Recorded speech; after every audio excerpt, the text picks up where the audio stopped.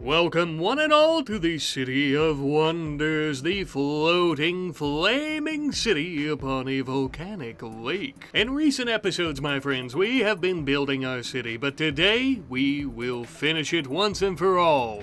For the most part, that is. Lately, we've been turning the city into basically an industrial powerhouse for mining and for power generation, but we have been getting a lot of visitors who are mostly scientists and researchers. Today, I would like to turn the city into something of a tourist attraction. There's just so much money to be made, and we're literally on top of a volcano. It's the only logical next step. So, we're going to be beginning today with some research into basic electronics, as there's a lot of different things under this research I'd like to build for our tourists. As we're working on that research, we're also going to be building the bare bones of a casino. I have been floating, no pun intended, the idea of building a casino atop our magma lake for quite some time, and I think it's time that we put that talk into action. It's truly going to be a wonder of the region, and honestly of the entire planet. As you can see, we are going to be building it out of some of the finest materials that we have, such as our fine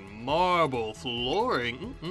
And we are immediately going to begin installing some of our gambling machines. We're putting in a few slot machines on the left side here. We also have a desk, and we also have a few areas where people can just kind of sit around and enjoy themselves. By this point, we finished up our basic electronic knowledge, and it's time for us to start working on the research into some proper rugs and sewing techniques. This will unlock a few different types that we can use. Now, we do have a few that go with the space bases, but they're just not quite large enough or as beautiful. It wouldn't take us very long at all to finish up that research, and now we can finally put in some rugs into our casino, which is now finished as well, at least the western wing.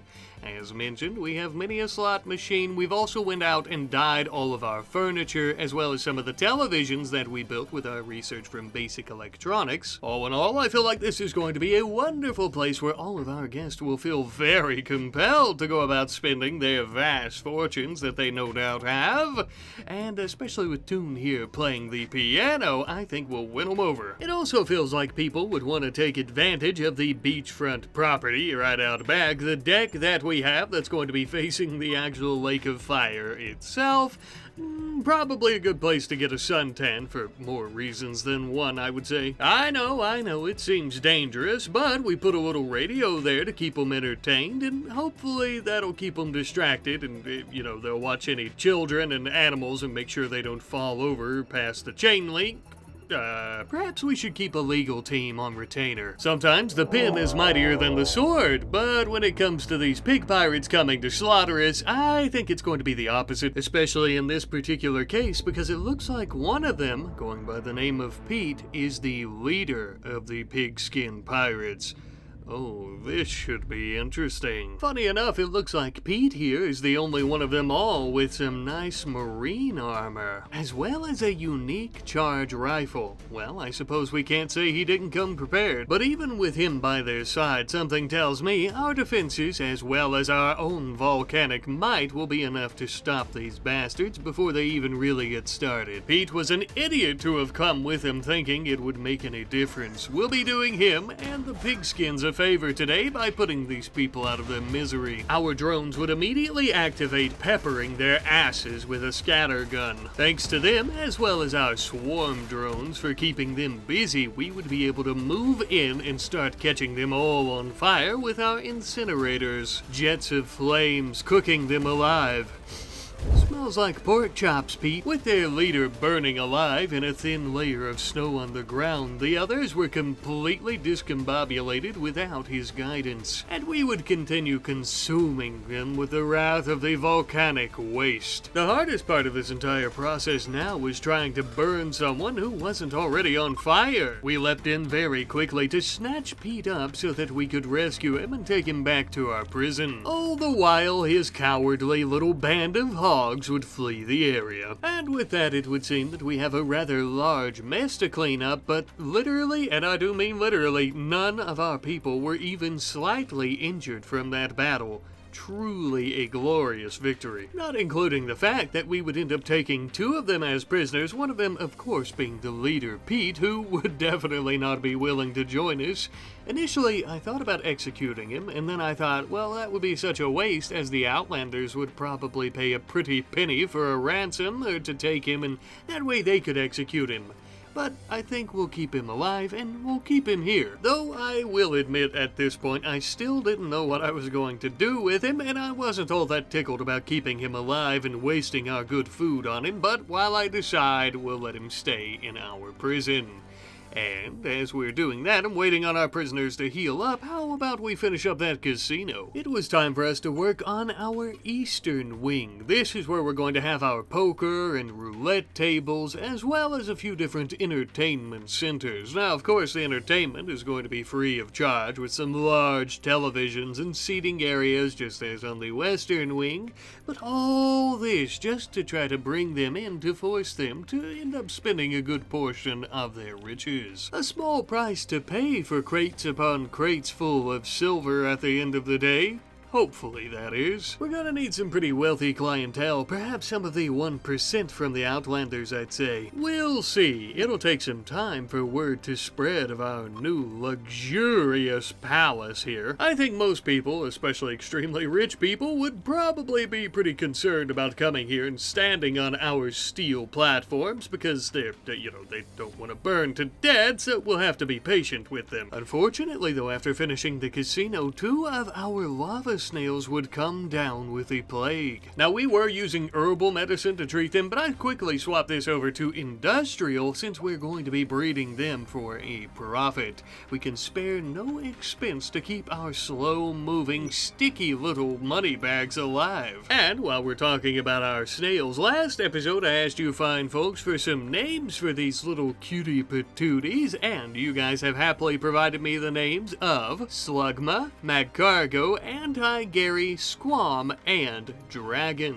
And these names come from our friends FrancyPants6519, Captain Slime and Toast, Benatar358, and AlexDB00. Squam being an actual scientific name for the scaly foot snail, Dragon, because of course they are similar to iron snails, and then we have Slugma and Magcargo because of Pokemon, even though you said no particular reason. You can't get one in over on me. And of course Anti-Gary, because he's basically the complete opposite of Gary the Snail. So thank you all for your name suggestions, and thank you to everyone who has been leaving name suggestions.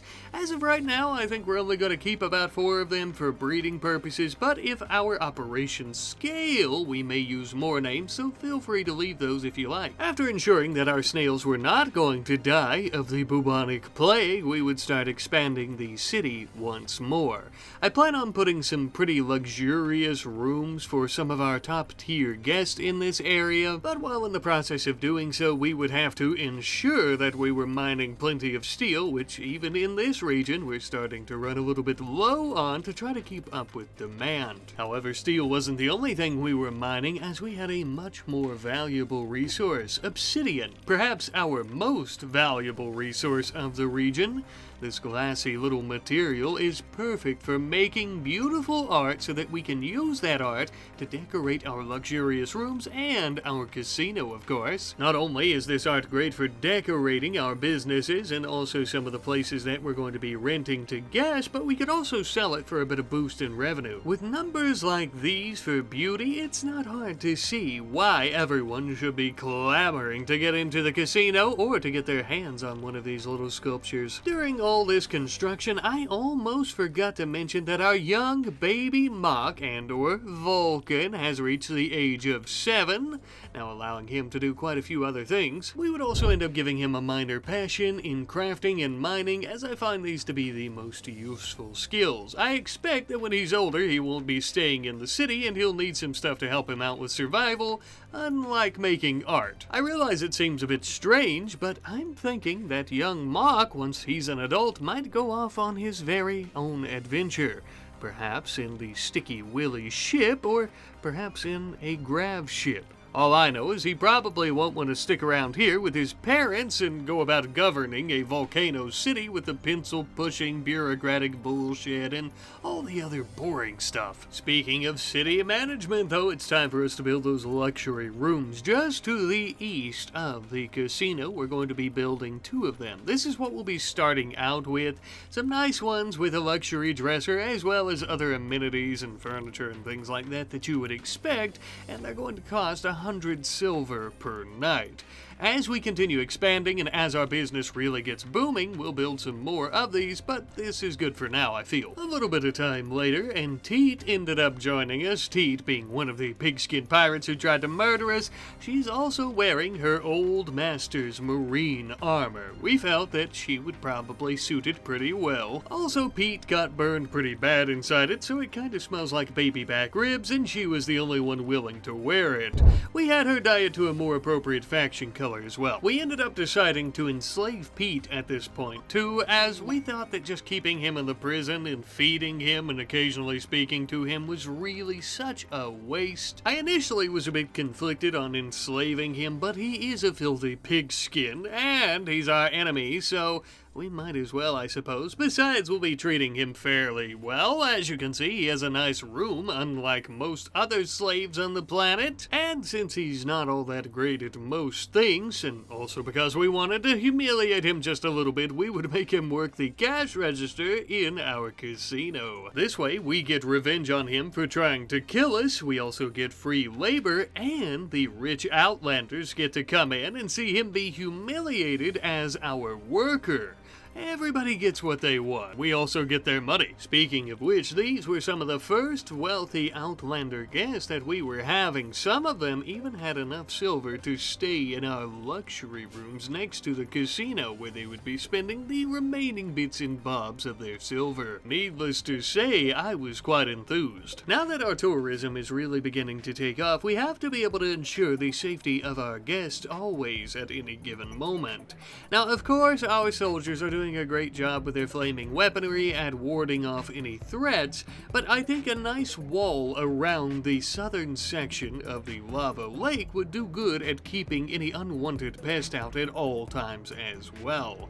And we're going to be arming each entranceway into the city through this means with plenty of sentry drones, wasp drones, as well as even hunter drones and gun turrets, so on and so forth. This way, if our soldiers are dealing with a threat in a different area, our entranceway should be able to protect themselves, even if only for a short period of time, until we can come to the rescue. Once this was taken care of, it was time for a little bit of research once more. We're going to start with transport pods, as we'd like to eventually get to the point where we can build our own shuttles, so that's what we're gunning for now. We need these shuttles to have specific purposes within the city, so we're also of course going to be building a proper landing pad for our second one that we plan on creating. This one being in the southwestern part of the city, where our industrial and more touristic areas begin to blend together. A nice little buffer for them both, I feel. It was during this time we finished that research into transport pods, and we're immediately jumping into the knowledge of how to build our own shuttles. Since this can take a substantial amount of time, I thought about working on yet another project that can take a substantial amount of time, yet another platform. This one in particular right next to our new shuttle bay and right next to our casino, the perfect place for a hospital. With it being in close proximity to our casino, it would be the perfect place for guests who may not be quite as experienced in living on a lake of molten lava, just in case something were to go awry. Realistically, this is probably one of the first things we should have built given our environment, but better late than never. A couple of days later, we finished up that research into shuttles, and of course we wanted to build one in the same design as our Sticky Willy, as they are immaculate, but we currently don't have any shuttle engines, and it will require 2. With all that research out of the way, we started working on sterile materials. This would be perfect for our hospital and ensuring that any tending and surgeries go down quite well and have a great quality to them. I also want to mention the fact that it looks like our snails had a lot of babies. Now, they're a little bit too tiny to sell at the moment, and they won't fetch much of a price as adolescents, but it shouldn't take them very long to mature. And once they are, we'll sell them off for meat, or also maybe for people to keep as pets, whatever they want to do with them. And with that, my friends, our city is almost complete, at least over top the lava lake. Not to worry, I still have quite a few episodes planned out for this series and for our city, as there's still quite a bit that we can build in terms of residential areas and maybe some shops and businesses and things of that sort, of course.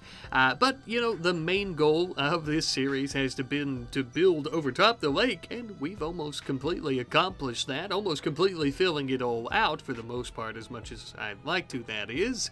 And I just want to say that I am grateful. None of this would have been possible without you guys for supporting this series and also for giving me suggestions and telling me what you'd like to see, so thank you. Thank you guys so much. If you'll excuse me just a second though, it looks like we have a few walking and or crawling, in the centipede's case, tin cans that need to be smashed. These homicidal microwaves were coming right for us, but thanks to our new walls, it looks like they're going to have to try to plan out with their CPUs how to get around them, giving us the perfect opportunity to prep our mortars. Not that it really mattered all that much, because out of 4 shells, we completely missed all 4. And now the scythers and centipedes are coming in 2 different directions. Not exactly ideal, but I think we'll be able to handle it. Especially thanks to Pete's good old unique charge rifle. This bad boy should start melting through their metal shells like butter. That is for the small handful of scythers who end up making it past our spike traps and all of our drones, which actually ended up not being all that many. Truly, it seems that the real concern here was going to be the centipedes. Giant, crawling, murderous tanks. Interestingly, after our sentry drones were activated, they would actually go out and start hunting down these centipedes. I thought this was pretty cool, as I had no idea they would leave a certain radius. It didn't exactly matter, as they couldn't hold their own against a centipede, not even 3 of them at once, but it did help with damaging it quite significantly. At our southwestern entrance tail, and Ruit ended up taking down the first centipede with his mighty minigun. They began heading back up this way as Elijah and the others were facing off with the second one. After throwing down a few of our drone sentry packs, it too would meet a similar fate. The battle was over, and the Mechanoid invasion against our ferocious fiery city has been halted for the time being. Perfect timing, I should say, as we needed some steel to continue building plenty of platforms and more plasteel for our upcoming shuttle that we plan on creating. I will say I find it strange, though, that the Mechanoids are trying to attack us here. Perhaps they are looking for some of these rare earth minerals that are in the region. I would guess their hive needs it for circuitry and other electronic parts. As we were shredding these old walking soda cans, we also finished our research into sterile materials. Now we can start building that in our hospital. But first, it would seem that our snails have finally matured, and it's time that we harvest our breeding crop. And by that I just mean selling them off to some orbital exotic traders who are looking to buy them. While we're here, we might as well sell off some of those obsidian sculptures, especially since these shuttle engines are crazy expensive and we needed 2 of them. Sure, we didn't end up making any profit on this little trade deal, but on the bright side, we could finally create a counterpart to our Sticky Willy. Sticking with our system of naming our shuttle ships, let me know what you guys think we should name this little fella. I think we'll mostly be using it to accompany the Sticky Willy once we go out on adventures, maybe conquering some people, or maybe venturing through some abandoned ancient warehouses and junkyards, stuff like that. It has a close proximity to our snail farm, so it definitely also has the potential as a trade vessel. You'll also notice it's also within close proximity to our hospital. That way, if we have any guests there that need to be flown out, we can do that, or on the flip side, if we have any of our people who are very injured from an adventure, they'll be landing right next to the hospital, so we can can ensure they get the best care possible as quick as possible. And speaking of course, we want to go ahead and put those sterile tile flooring into all of our operating and tending rooms, which we quickly finished up, and we are ready for business in here ASAP. Before we call it quits today, though, I want to finish us off here in the city with 2 new residential areas to the south of our casino. We have a growing population that I would like to continue growing and growing and growing along with the rest of the city that's not overtop the lake. We need somewhere for everyone to sleep and to stay. Not much more to really say about these. They're nothing too fancy. They have the basic bedding as well as end tables and desks and cabinets that all of our other ones do to keep everyone happy and to keep them from having mental breaks. With our city basically finished though at this point, let me know what you guys think that you would like to see added on to the city in some of the smaller parts over the lake, or also on the beaches here with our volcanic rock around the lake itself. Maybe some shops, maybe an armory, stuff like that could be quite useful. I'll tell you what I'm thinking though. If we end up building more shops and businesses similar to that of our casino, where Pete here is enslaved and working, perhaps there are some other factions who could be enslaved as our workforce. And who better to work inside a flaming city than those who are fireproof like the Impids? Perhaps next episode we'll have an Impid workforce the likes of which you've never seen before, with the manpower equivalent of a small army, keeping our city running like clockwork day in and day out. But I suppose that'll be next time. See you later.